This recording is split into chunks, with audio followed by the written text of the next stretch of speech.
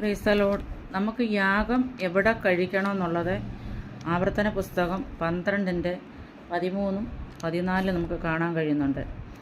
13-ൽ ഇങ്ങനെ കാണും, നിനക്ക് ബോധിച്ചിരിക്കുന്നിടത്തൊക്കെയും നിന്റെ ഹോമയാഗങ്ങൾ കഴിക്കാതിരിക്കുവാൻ സൂക്ഷിച്ചുകൊള്ളുക.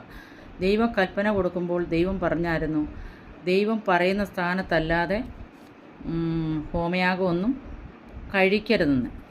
അത് സൂക്ഷിക്കാൻ ഈ ദൈവജനത്തിൽ കൂടി നമുക്ക് കാണാം. യഹോവ നിൻ്റെ ഗോത്രങ്ങളിൽ ഒന്ന് തിരഞ്ഞെടുക്കുന്ന സ്ഥലത്തെ നീ നിൻ്റെ ഹോമയാഗങ്ങൾ കഴിക്കണം. ഞാൻ നിന്നോട് ആജ്ഞാപിക്കുന്നതൊക്കെ നീ ചെയ്യണം.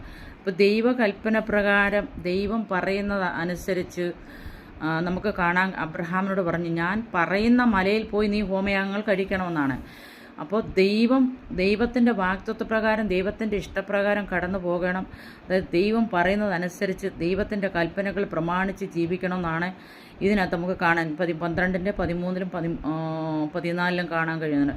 അപ്പോൾ നിൻ്റെ ഗോത്രങ്ങളിൽ ഒന്നിൽ തിരഞ്ഞെടുക്കുന്ന സ്ഥലത്തെ, അപ്പോൾ ദൈവം തിരഞ്ഞെടുത്ത സ്ഥലത്ത് മാത്രമേ പഴയ നിയമകാലത്ത് അല്ലെങ്കിൽ പണ്ട്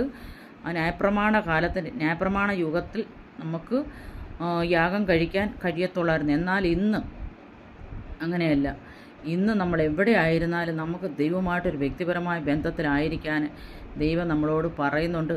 എവിടെയായിരുന്നാലും, അടുക്കളയിലായിരുന്നാലും, ബാത്റൂമിലായിരുന്നാലും, പുറത്തായാലും, ജോലിസ്ഥലത്തായാലും, ഓഫീസിലായാലും, സ്കൂളിലായാലും, കോളേജിലായാലും, എവിടെയായാലും നമുക്ക് ഇരുന്ന് പ്രാർത്ഥിക്കാനുള്ള അനുവാദമുണ്ട്. നമ്മുടെ ഹൃദയവും ദൈവവുമായിട്ടൊരു വ്യക്തിപരമായ ബന്ധത്തിൽ ഏർപ്പെടാൻ പുതിയ നിയമ യുഗത്തിലെ കർത്താവ് വന്നതിന് ശേഷം അങ്ങനെ പറയുന്നതായിട്ട് നമുക്ക് കാണാൻ കഴിയുന്നുണ്ട്. എന്നാൽ പഴയ നിയമകാലത്ത് അങ്ങനെ അപ്രകാരം ഒന്നും പറ്റത്തില്ലായിരുന്നു. ദൈവം പറയുന്ന മലയിൽ അല്ലെങ്കിൽ ദൈവം പറയുന്ന സാഹചര്യത്തിൽ ദൈവം പറയുന്ന ഇടത്ത് മാത്രമേ ഹോമയാഗം നമുക്ക് കഴിക്കാൻ പറ്റത്തുള്ളായിരുന്നു.